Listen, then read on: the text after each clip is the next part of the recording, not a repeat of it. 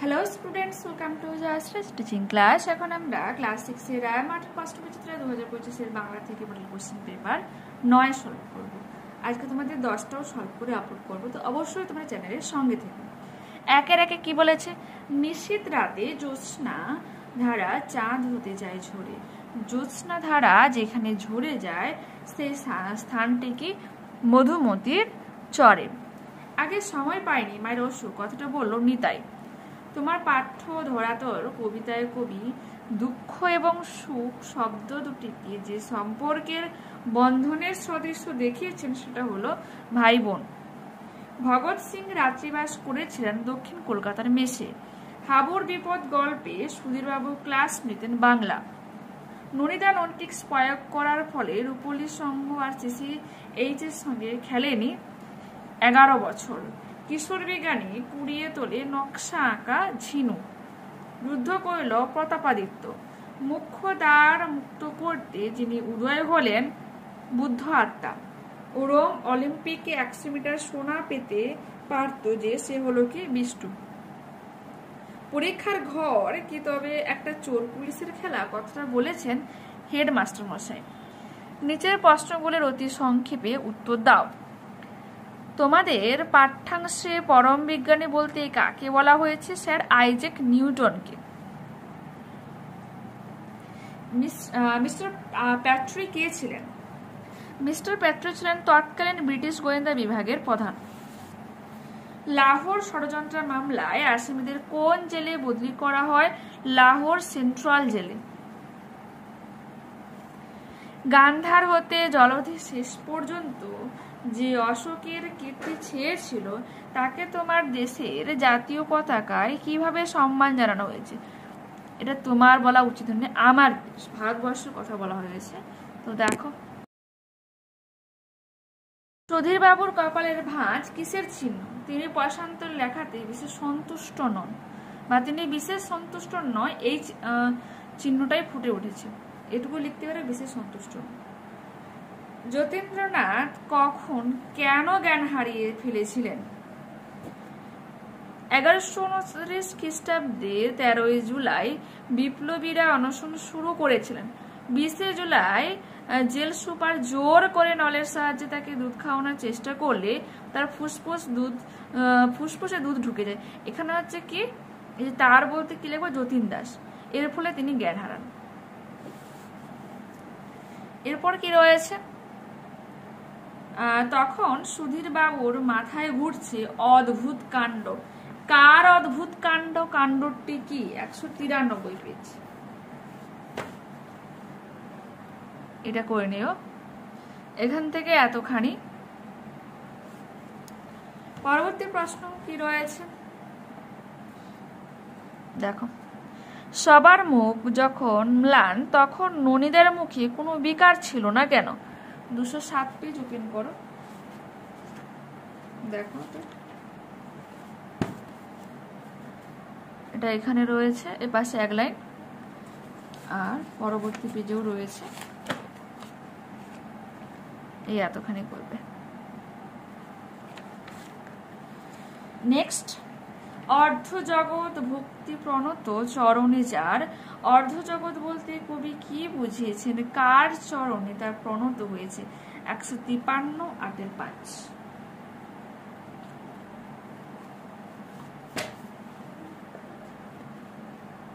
করে নেবে, এইখান থেকে এতখানি। পরবর্তী প্রশ্ন,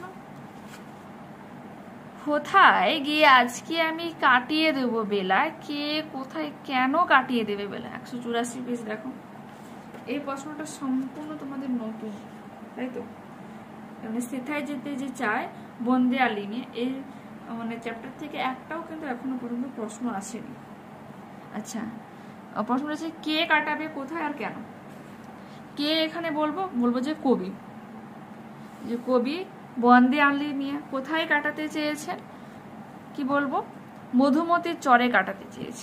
প্রকৃতির অচিন রাজ্যে কবি মন বাসা বেঁধে থাকতে চেয়েছে। মধুমতির চরে রাখাল ছেলের মতো বাঁধনহীন হতে চেয়েছে, তাই তিনি মধুমতির চরে কাটাতে চেয়েছেন বেলা।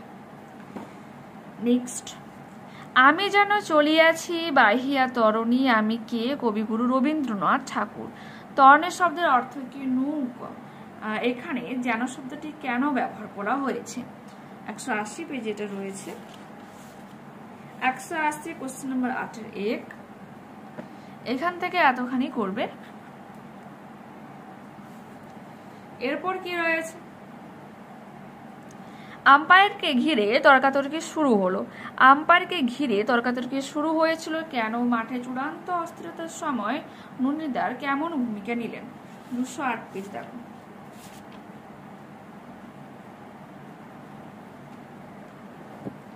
দুটো পার্টে দেওয়া রয়েছে উত্তর, এখান থেকে এতখানি করবে। এরপর কি রয়েছে? যে হযবরল পাঠ্যে কোন শ্রেণীর মোকদ্দমার কথা উল্লেখ রয়েছে? মানহানি। কচু পড়া খাও বললে কে চটে যায়? মানুষ। যার মাথায় ব্যারাম ছিল সে তার বাড়ির কি নাম দিয়েছে? কিং কর্তব্য বিমূঢ়। কে সবাইকে চুপ করতে বলে? মোকদ্দমায় রায় দেবার কথা ঘোষণা করলো পেঁচা। নেড়ার কত মাস জেল আর কত দিনের ফাঁসির হুকুম হলো? 3 মাস জেল ও 7 দিনের ফাঁসির হুকুম হলো। অনুচ্ছেদটা ভালো করে পড়ো, আমি প্রশ্নের উত্তরগুলো বলে দিচ্ছি। 6-1 প্রজাদের বাড়ি ভারতবর্ষের কোন অঞ্চলে দেখা যায়? দক্ষিণ ভারতবর্ষে। এগুলোর ভেতরে কিভাবে ঢুকতে হয়? হামাগুড়ি দিয়ে। অন্ধকার এগুলোর ভিতরে কিসের আলো জ্বলে? মাছের তেলের আলো মিটমিটি জ্বলে। এগুলোর ভেতরে কি দিয়ে স্লিপিং ব্যাগ করা হয়েছে?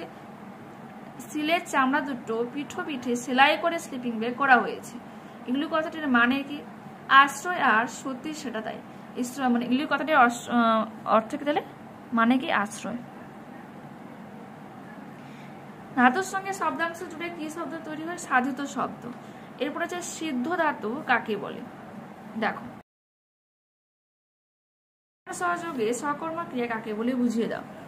দেখে নাও সকর্ম ক্রিয়া। আর রয়েছে যে এখানে আমি ভাত খাই, কি খাই? উত্তর হবে ভাত। এগুলো কিংবা যে মা শিশুকে চাঁদ দেখেছেন, এটাও লিখতে পারো। ওকে, নেক্সট। এরপরে আছে একটি উদাহরণ সহযোগে যোজক পদ কাকে বলে বুঝিয়ে দাও।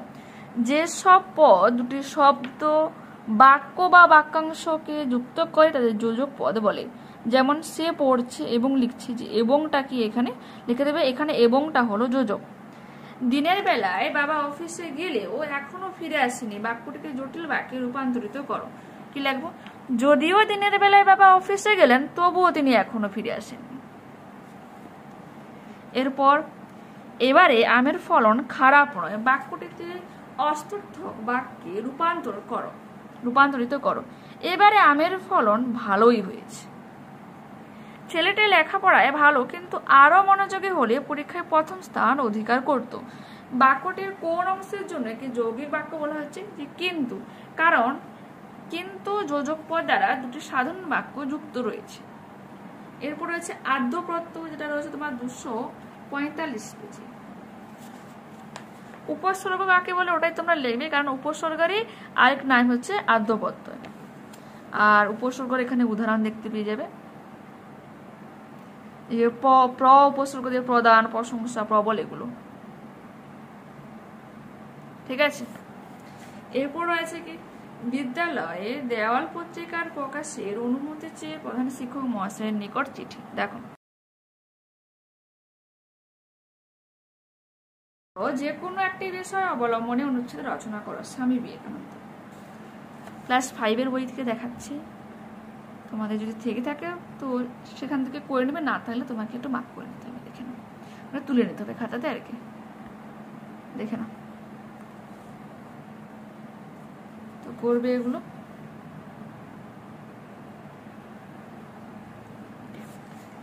এরপর আছে কি আদর্শ বিদ্যালয় নিয়ে একটা অনুচ্ছেদ রচনা। দেখো,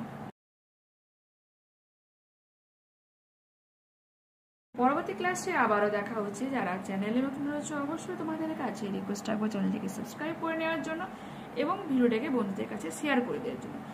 প্লিজ তোমরা একটু বেশি বেশি করে শেয়ার করো, যাতে আমারও একটু উপকার হয়, তোমাদেরও উপকার হয়, মানে বন্ধুদেরও উপকার হয়। ঠিক আছে, তো বাই।